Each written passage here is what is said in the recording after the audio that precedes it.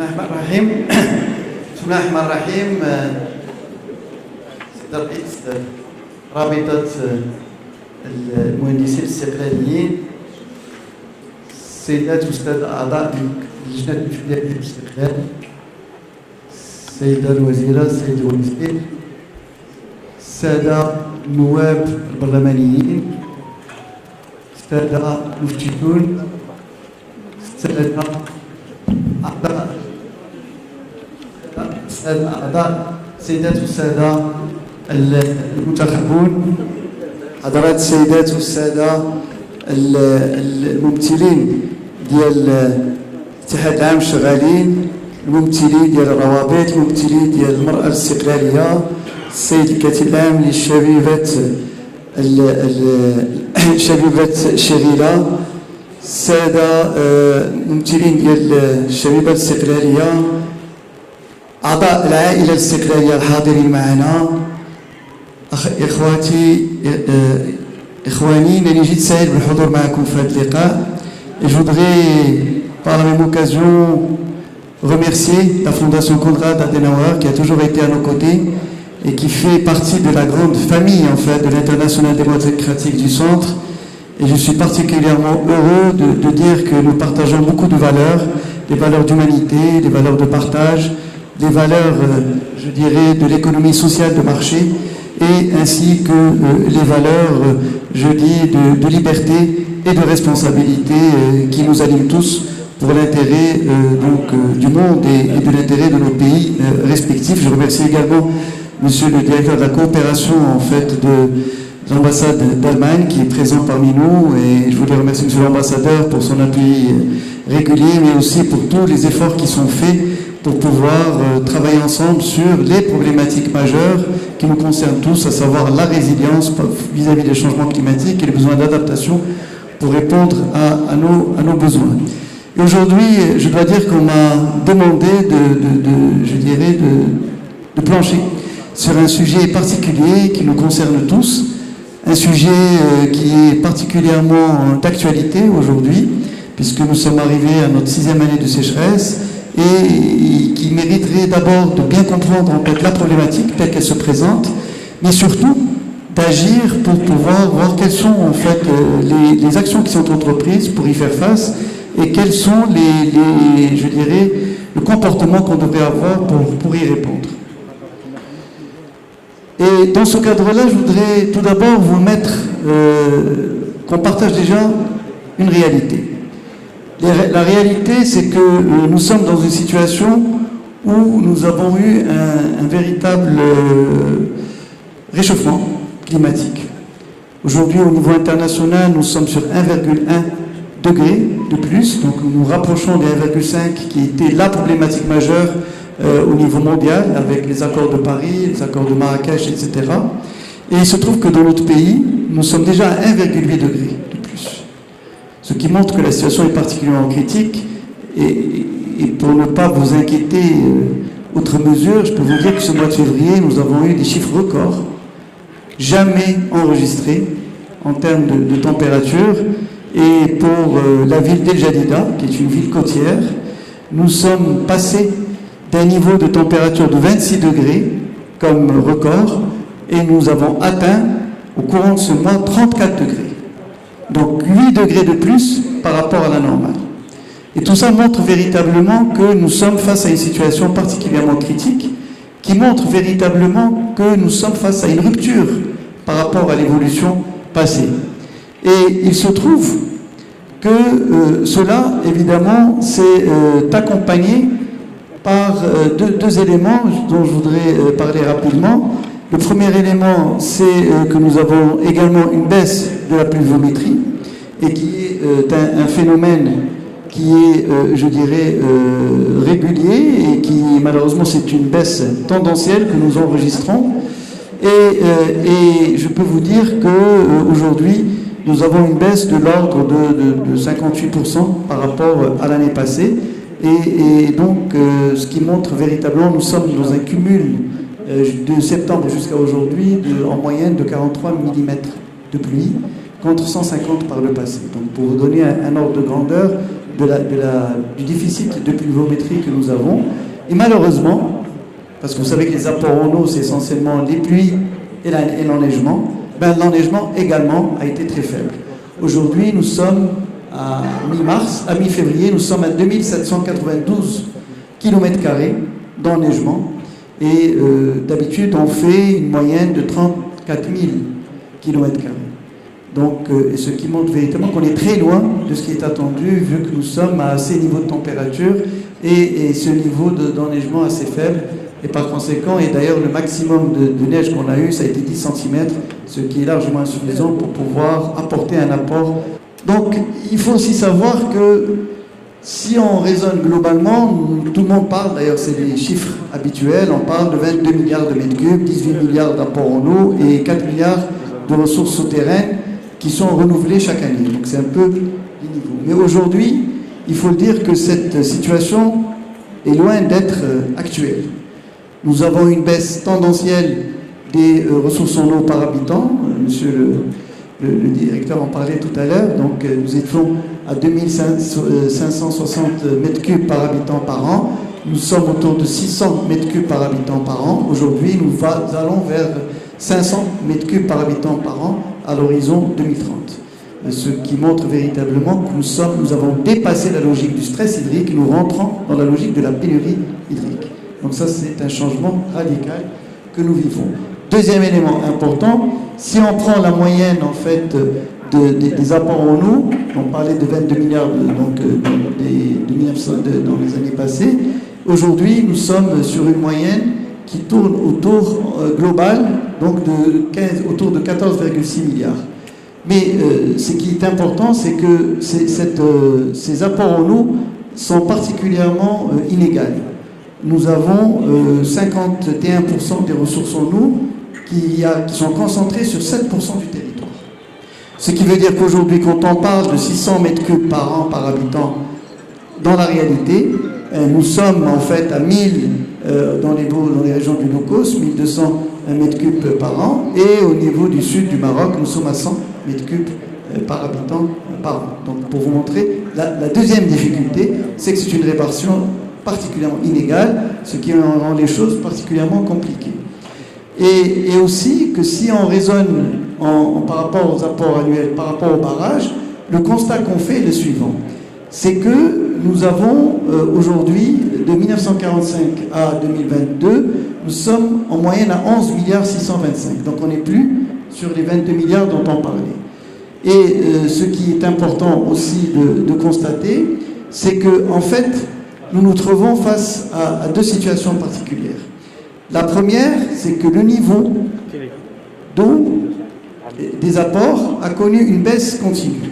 On était 22 milliards, on est descendu à 18 milliards, ensuite on est descendu à 15 milliards, nous sommes descendus à 11 milliards, et aujourd'hui, si on raisonne par rapport aux 5 dernières années, nous sommes en moyenne autour de 3 milliards de mètres cubes. Donc ça, c'est les apports qui arrivent au niveau des barrages. Et donc c'est ce qui explique en fait cette baisse tendancielle du niveau des barrages que nous avons. Et deuxième élément important, c'est que cela évidemment se traduit, vu les besoins de l'agriculture, vu les besoins d'eau potable, par une surexploitation des nappes souterraines. Comme je vous disais, nous avons 4 milliards de mètres cubes qui se renouvellent chaque année. Aujourd'hui, il se trouve que nous consommons 5 à 6 milliards de mètres cubes. Donc c'est-à-dire que nous baissons de manière assez importante nos nappes souterraines, ce qui veut dire qu'on est en train de consommer nos réserves d'eau pour le futur et qui pose un véritable problème. Est-ce que véritablement on les aura demain pour pouvoir répondre aux problématiques posées? Troisième élément que je voulais dire, c'est qu'il se trouve que le pays a été, je dirais, avait anticipé cette situation grâce à Sa Majesté le Roi Hassan II, que Dieu ait son âme, qui a lancé la politique des barrages et qui a été poursuivi par le souverain, Sa Majesté le Roi Mohamed VI. Et dans ce cadre-là, nous pouvons dire que nous avons aujourd'hui 153 barrages ayant une capacité de 20 milliards de mètres cubes de stockage. Ce qui est quand même assez important vu les besoins que nous avons. Et nous avons évidemment, en termes de stations de dessalement d'eau, nous sommes aujourd'hui à 15 stations de dessalement avec une capacité de production de 192 millions de mètres cubes. Mais comme j'ai eu l'occasion de le dire, le problème c'est que les besoins d'irrigation sont assez importants, les besoins d'eau potable ne font qu'augmenter avec l'augmentation de la population, et ce qui fait que les apports en eau que nous avons, nous sommes obligés de les répartir pour répondre à ces besoins. Et le constat, c'est qu'aujourd'hui, nous étions en moyenne autour de 85% des ressources en eau additionnelles qui allaient vers l'agriculture. Aujourd'hui, du fait que les apports sont particulièrement bas, nous avons par exemple aujourd'hui, sur les apports en eau étaient autour de 3 milliards de mètres cubes entre 2022 et 2023. Donc on a donné 1 milliard 400 millions de mètres cubes à l'agriculture et près d'1 milliard pour l'eau potable. Donc on est tombé dans une logique de 60-40%.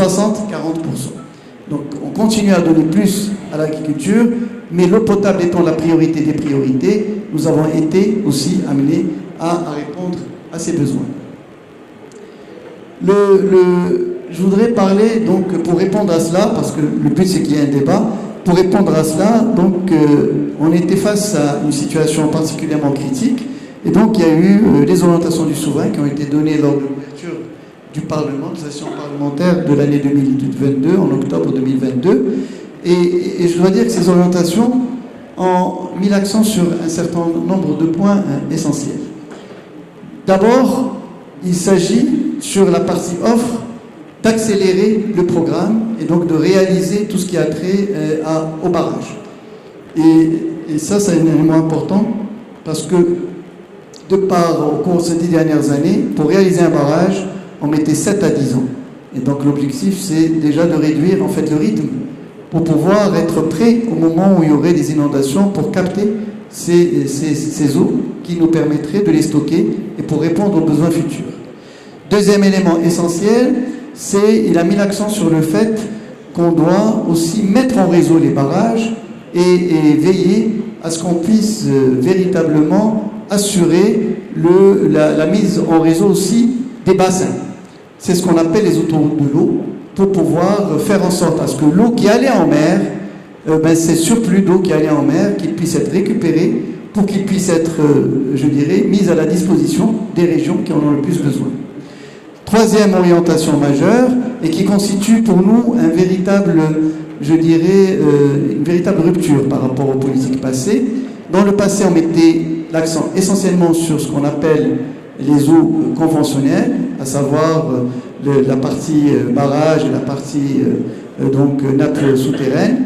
Aujourd'hui, on va plus mettre l'accent sur le dessalement de l'eau et sur la réutilisation des eaux usées. Donc ça, c'est un élément essentiel, c'est un changement majeur par rapport aux problématiques passées. Je reviendrai à cela par la suite. Troisième élément qui a été également soulevé, donc sur la partie mobilisation de l'eau, c'est qu'il s'agit également d'utiliser aussi les eaux de surface et de les mobiliser pour qu'on puisse aussi économiser de l'eau au profit des besoins essentiels des populations. Quatrième axe, qui est un axe essentiel aussi, là aussi il y a une rupture, c'est qu'on a toujours agi sur la demande, sur l'offre, on n'a pas suffisamment agi sur la demande. Là aussi, donc, l'accent va être mis sur la demande. Quand on dit l'accent va être mis sur la demande, c'est-à-dire qu'on va agir pour économiser de l'eau, que ce soit au niveau de l'agriculture, il y a des efforts qui ont été faits, mais on doit aller au-delà, et je reviendrai sur cette question dans le cadre du talk avec mon ami Aziz Bousta. Il y a la question également des canalisations, de l'efficience. On en a parlé, on en parlait tout à l'heure par rapport à Casablanca. Donc il y a un problème d'amélioration des rendements pour l'eau potable, mais aussi pour l'agriculture. Parce que sur l'agriculture, si l'eau potable on perd 20 à 30%, je dirais, de cette eau, voire 35%, sur l'agriculture on perd 40 à 50%, uniquement dans les canalisations. Donc il y a un véritable effort à faire également dans ce domaine par rapport à l'efficience hydrique. Troisième élément dans l'économie de l'eau, c'est tout ce qui se fait aussi et qui doit se faire au niveau de l'industrie. Il y a déjà un effort monstre qui a été fait par l'OCP pour finalement s'autonomiser en termes de consommation d'eau, en mettant l'accent sur le dessalement de l'eau, mais également sur la réutilisation des eaux usées, qui va permettre en fait à l'OCP de ne plus utiliser les eaux conventionnelles pour pouvoir répondre à ses besoins industriels. mais c'est aussi le cas des zones industrielles avec la nouvelle loi qui a été donc adoptée et qui impose au niveau des nouvelles zones industrielles la réutilisation des eaux usées et l'utilisation du dessalement si possibilité. Le troisième élément aussi dans la logique de l'économie de l'eau, il y a aussi le travail qui doit se faire au niveau des citoyens, parce que aussi ce sont des acteurs importants, même si les gens disent oui, l'eau potable de toute façon il ne consomme que 15% des besoins en eau, il n'en demeure pas moins. Comme je l'ai dit déjà, nous sommes aujourd'hui à 40% par rapport aux apports, donc on n'est déjà plus à 15%. Et donc l'effort qu'on va faire, c'est un effort qui sera utile pour pouvoir trouver de l'eau demain. Donc ça aussi, c'est un élément essentiel. Et le dernier, je dirais, axe fondamental sur lequel le souverain a beaucoup insisté, c'est la préservation des eaux, des nappes souterraines. Aujourd'hui, il faut le dire, comme je l'ai dit, nous sommes dans une logique de surexploitation et nous ne connaissons pas suffisamment nos réserves en eau. Et par conséquent, il faut absolument d'abord connaître ces réserves et deuxièmement, mieux les utiliser et surtout économiser au maximum cette consommation, je dirais, cette surexploitation de ces nappes. Il faudra la réduire et cela implique évidemment deux actions majeures. Celle d'agir sur notre mode de production qu'il faudra revoir, mais aussi, donc on est exactement dans l'adaptation qui s'impose à nous. Et la deuxième chose, c'est réalimenter les nappes souterraines pour pouvoir, je dirais, les trouver demain à partir d'un certain nombre de techniques et de barrages collinaires qui seront créés. Et bien sûr, derrière, le souverain aussi parler du coût de l'eau qu'il faudra, je dirais, intégrer dans le cadre de la politique de l'eau future. Alors, cela, bien sûr, impose un mode de gouvernance. Et pour être très clair avec vous, c'est que nous nous sommes inscrits dans une logique d'une gouvernance intégrée. Aujourd'hui, il y a, je dirais, le comité de pilotage que préside le chef du gouvernement du plan national de l'eau. Il y a le comité national de l'eau que j'ai l'honneur de présider et qui intègre en fait tous les opérateurs donc, en matière d'eau, le ministère de l'Intérieur, le ministère de l'Agriculture, donc le ministère également je dirais de l'ONI, qui est un acteur principal. Et puis évidemment nous avons aussi l'eau, l'énergie aussi et enfin la transition énergétique et le développement durable qui est aussi un partenaire important dans ce domaine. Et puis, il y a évidemment aussi les agences de bassin qui ont en fait la lourde tâche de travailler avec l'ensemble des opérateurs, l'ensemble des acteurs, qu'il s'agisse des utilisateurs d'eau, qu'il s'agisse aussi des élus et qu'il s'agisse des différents départements qui concernent. Nous avons des directeurs d'agence qui sont là et je tiens à les remercier pour leur présence ainsi que les directeurs du ministère et je vais les remercier pour le travail majeur et fort qu'ils sont en train de faire pour pouvoir répondre à ces attentes. Donc, j'ai eu l'occasion de présenter tout cela. Il y a aussi un point sur lequel je voulais, je dirais, parler, c'est que toutes ces grandes mesures qui ont été définies par le souverain ont déjà commencé à être mises en place. Et je vais vous parler rapidement de ce que nous avons fait.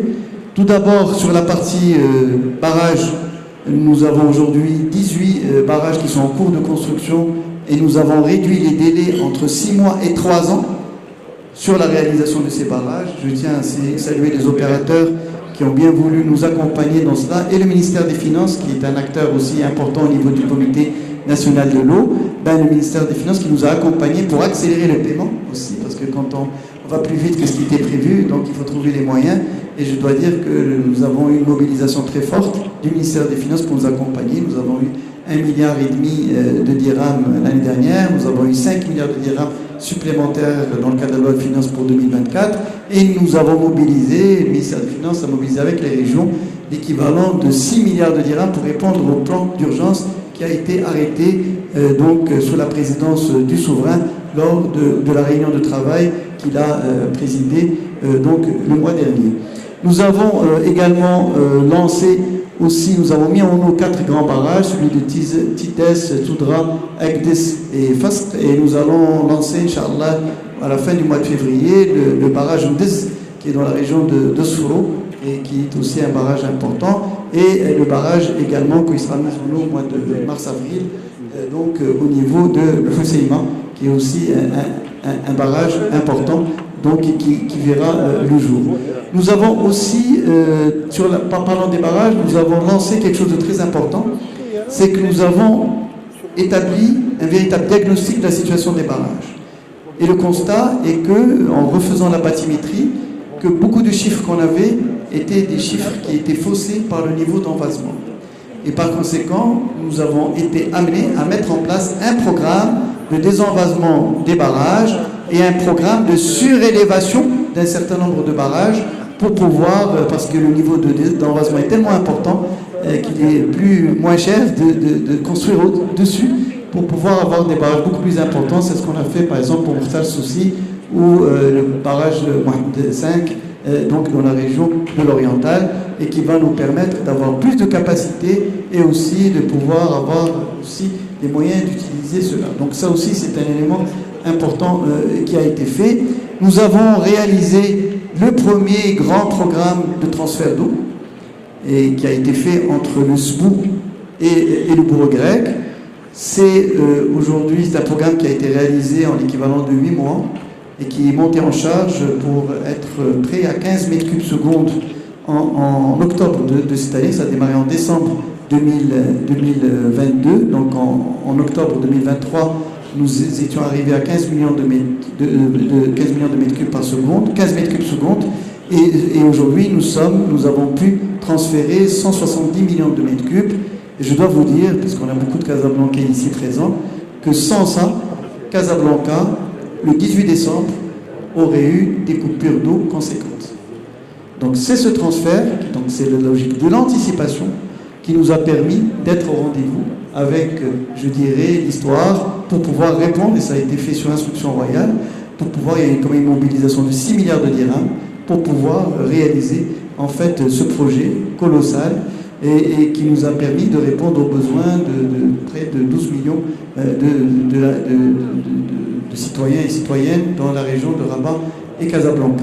Donc ça, c'est aussi un élément essentiel à annoncer et qui a déjà été réalisé. Et nous sommes en train de faire des études pour le tracé, pour aller jusqu'au barrage de Messila, donc pour lier finalement le bassin du Sbou avec le bassin du bourg grec pour aller vers le bassin de Oumbarbé. Et puis, dans un deuxième temps, nous allons lier le bassin du Locos avec le bassin du Sbou, ce qui nous permettra, ça a été aussi sur l'orientation du souverain, ce qui nous permettra de transférer entre 800 millions et 1 milliard 200 millions de mètres cubes, donc d'eau qui allait en mer, qui va être récupérée pour être utilisée dans les zones qui ont le plus besoin, pour l'eau potable, mais également pour l'irrigation.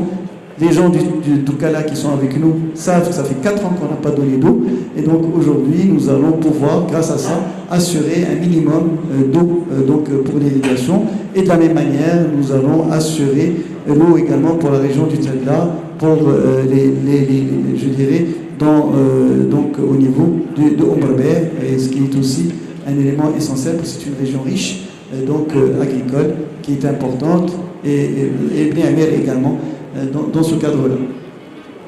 Nous avons également lancé un certain nombre de petits barrages avec un programme qui a été mis en place avec les régions, avec le ministère de l'Intérieur.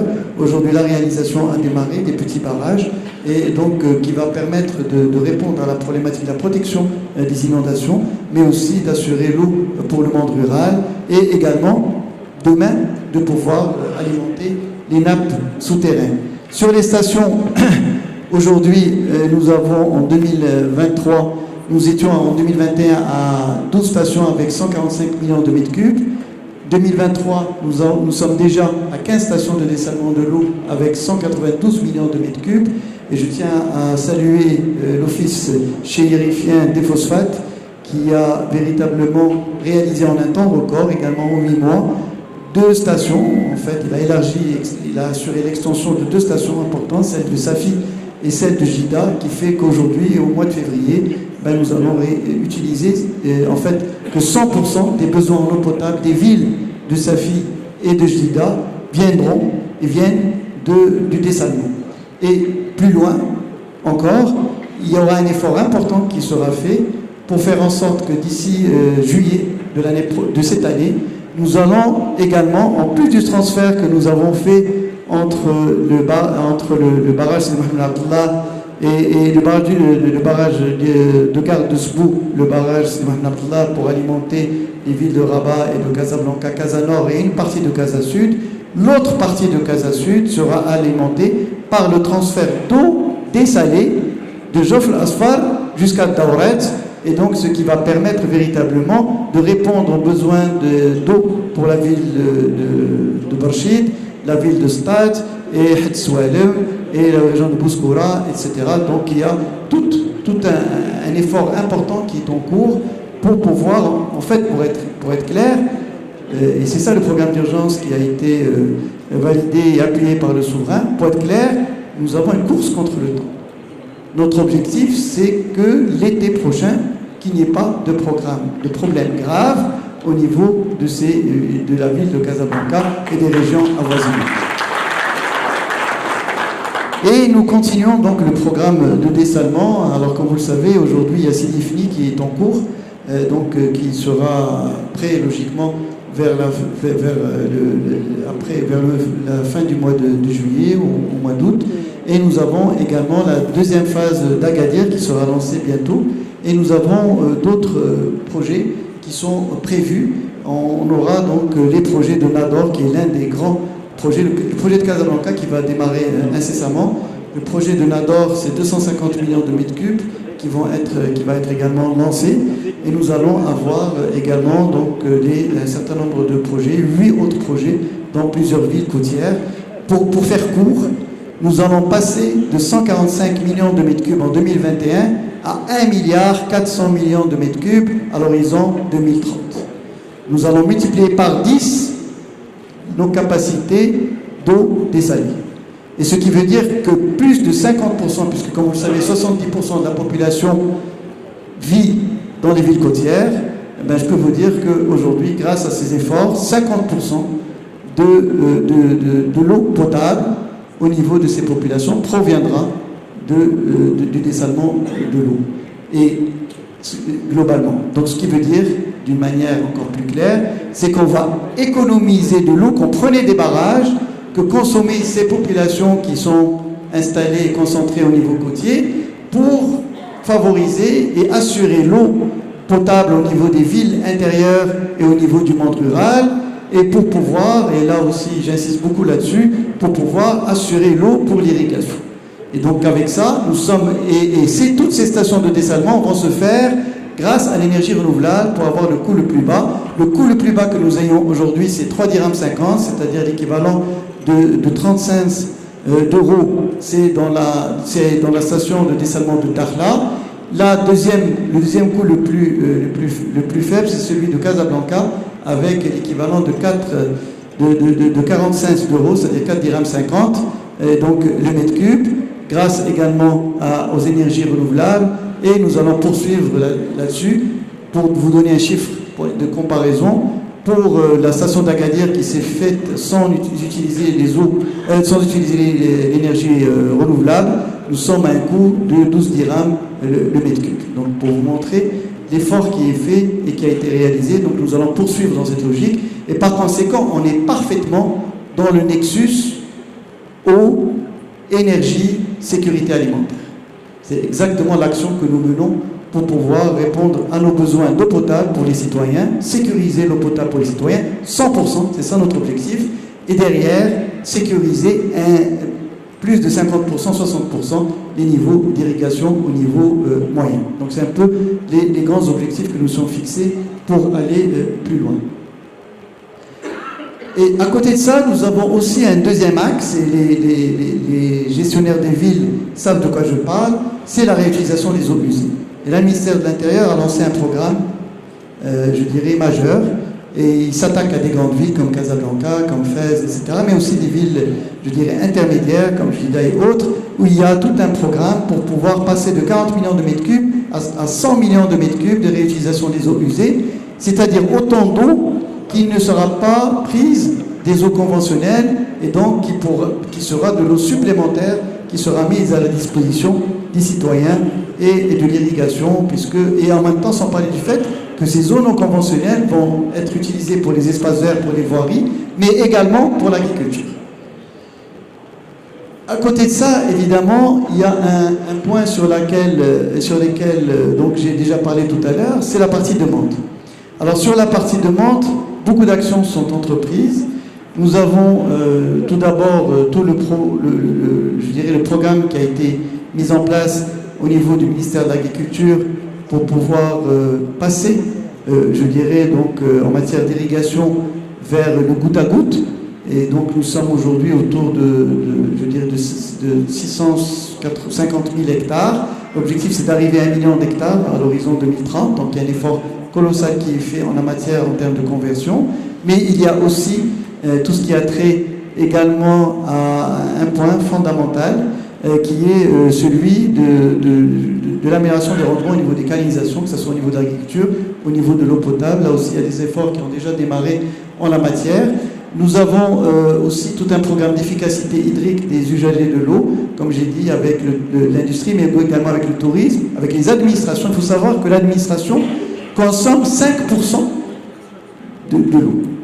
Donc, ce qui montre que l'administration aussi a un effort important à faire pour pouvoir assurer, cette économie d'eau, sans parler évidemment des citoyens dont j'ai eu l'occasion de parler. À côté de ça, il y a aussi une action très importante qui a déjà été lancée, c'est celle qui consiste à faire des contrats de nappes. Alors, je vais expliquer de quoi il s'agit. Nous avons des nappes souterraines et nous constatons que ces nappes souterraines, en fait, commencent à baisser de manière conséquente. Nous perdons entre 2 mètres par an jusqu'à 6 mètres par an. Donc, de baisse des nappes souterraines. Donc, face à ces situations, il est essentiel d'agir rapidement. Et dans ce cadre-là, nous nous inscrivons dans ce qu'on appelle la gestion intégrée de l'eau, puisqu'on vise essentiellement à réunir l'ensemble des usagers de l'eau, à définir quelles sont les réalités et la capacité de mobilisation que nous avons, et répartir cela en fonction des années. Et ça, c'est un élément essentiel parce que ça nous a permis de mettre de l'ordre dans un certain nombre de choses. Je vais vous donner un exemple pour ne pas vous prendre trop de temps, qui est l'exemple de la région de Rachidia et de Mski, où nous avons signé avec le ministère de l'Agriculture et les autres opérateurs, ce contrat de nappe. Et je tiens à vous dire que dans ce contrat de nappe, nous avons réduit de moitié les superficies qui étaient autorisées pour faire le palmier dattier. On est passé de 30 000 qui étaient autorisés à 15 000 hectares pour pouvoir, préserver cette eau souterraine et veiller à ce que ces nappes, finalement, puissent être régénérées et exploitées de manière normale pour qu'on ne se retrouve pas avec cette surexploitation qui risquait de tout perdre par rapport à ce qui était prévu. Mais nous l'avons fait également à Zagora, où on a réduit de 75% les surfaces qui étaient prévues pour la pastèque. Cette année, nous avons carrément arrêté la culture de la pastèque au niveau de Tata, au niveau de Zagora, mais aussi dans la région de Limilel, parce qu'il y a une baisse importante également de l'eau. Mais c'est tout ça pour dire que les contrats de nappe servent à avoir une gestion rationnelle avec des compteurs intelligents pour s'assurer véritablement du respect des parts d'eau qui sont accordées à chacun, des droits d'eau finalement qui sont accordés à chacun. Et puis bien sûr, il y a le volet sensibilisation. Nous avons déjà lancé une campagne, de sensibilisation au niveau des radios, des télévisions. Nous allons avoir une nouvelle campagne qui va sortir, Inch'Allah, au mois de mars, donc avec le Ramadan, et qui va durer toute l'année, sans parler bien sûr d'un portail que nous avons mis en place. En fait, c'est une plateforme ouverte et qui s'appelle Mediana, où nous avons toutes les informations sur l'eau, le niveau des barrages, le niveau des précipitations, etc. Nous avons toutes les actions qui sont entreprises, et je tiens à remercier les agences parce qu'elles nous alimentent en fait ce portail pour donner en fait ces informations. Mais nous avons également, c'est ça en fait, c'est une plateforme contributive, nous avons également les contributions des associations. Qu'est-ce qu'elles font en termes de sensibilisation, les actions qu'elles entreprennent, les conférences comme celle-là qui sont organisées grâce à la Fondation Konrad Adenauer, dont toutes ces actions sont mises en valeur, mais aussi les travaux de recherche des universités. Et je peux vous dire qu'il y a un vivier extraordinaire au niveau des universités. Beaucoup de choses se font. Malheureusement, elles ne sont pas exploitées et elles ne sont pas communiquées. Et donc, on a mis en place cet espace pour faciliter cela dans le futur. Alors le plan d'urgence, j'en ai déjà parlé, puisqu'il y a eu un certain nombre de choses qui ont été faites. Je vais revenir également sur deux points importants qui sont inscrits dans le cadre de ce plan d'urgence. Il y a d'abord les barrages flottantes, parce qu'aujourd'hui le niveau des barrages a tellement baissé qu'on se retrouve en fait obligé, puisque la prise d'eau elle est supérieure en fait au niveau de barrage, et par conséquent on n'a aucun moyen d'y accéder. Donc on met en place des barrages flottantes qui permettent d'accéder finalement à cette eau pour pouvoir la récupérer et la mettre au niveau des prises d'eau pour qu'elle puisse être utilisée. Donc ça a été fait dans un certain nombre de régions du royaume et au niveau de certains barrages pour répondre à cette attente. Nous avons aussi tout l'effort qui est fait dans le domaine de la mise en place des stations monoblocs, qui sont des stations mobiles qui sont mises en place, des stations de 10 litres seconde. On arrive jusqu'à 100 litres seconde pour pouvoir répondre aux besoins de dessalement de l'eau, mais aussi de déminéralisation des eaux saumâtres. Et Dieu seul sait qu'on a des quantités énormes d'eau qui sont, je dirais, saumâtres et qui sont peu utilisées, qui ne sont pas utilisées. Et aujourd'hui, grâce à ça, nous allons pouvoir les utiliser. Et aujourd'hui, c'est un programme majeur. Ça va être, je dirais, un des programmes phares du plan d'urgence qui va permettre en fait de répondre aux besoins de l'ensemble des provinces du royaume. Il y a un travail important qui a été fait de coopération entre le ministère de l'Intérieur et les agences de bassin pour identifier la cartographie des endroits où il y a ces capacités d'eau pour qu'elles soient placées là où il faut et qu'on puisse en fait assurer cela et qu'on puisse utiliser en fait ces eaux pour les populations rurales, sans parler évidemment des camions citernes. On va acheter d'autres camions citernes pour pouvoir, on en a déjà acheté 706 donc l'année dernière, et cette fois on va encore en acheter d'autres pour pouvoir assurer je dirais l'eau pour le monde rural. Et également il y a tout le travail qui a été fait, et je tiens à remercier messieurs les Wali qui ont tenu en fait des réunions importantes pour pouvoir je dirais gérer, d'ailleurs il y a des réunions hebdomadaires de cette situation, et qui ont pris un certain nombre de mesures pour pouvoir économiser de l'eau et pour pouvoir aussi rationner en fait l'eau, à savoir la baisse de pression et les autres mesures pour l'interdiction de l'arrosage, de l'eau potable, l'interdiction de l'arrosage au niveau des golfs, etc., etc. Donc il y a beaucoup de mesures qui ont été prises, qui sont évidemment ponctuelles et qui pourront être modifiées en fonction de l'évolution de la situation hydrique au niveau du pays. Alors ça, peut-être, je vais revenir là-dessus tout à l'heure, dans le cadre du débat. Je vais parler d'un point pour finir. C'est qu'aujourd'hui, véritablement, pour être clair, la stratégie de l'eau, la politique de l'eau ne peut pas être une politique de court terme. Et ne peut pas être une politique d'urgence. Et aujourd'hui, quand on parle de plan d'urgence dans une politique de l'eau, ça veut dire qu'on a failli. Donc aujourd'hui, on est amené à le faire, parce qu'il faut rattraper le temps perdu et il faut en même temps agir de manière structurante pour le futur. Et en fait, toutes les mesures d'urgence que nous prenons s'inscrivent, comme celle du transfert, s'inscrivent dans une logique véritable je dirais, de transformation du pays en termes de développement.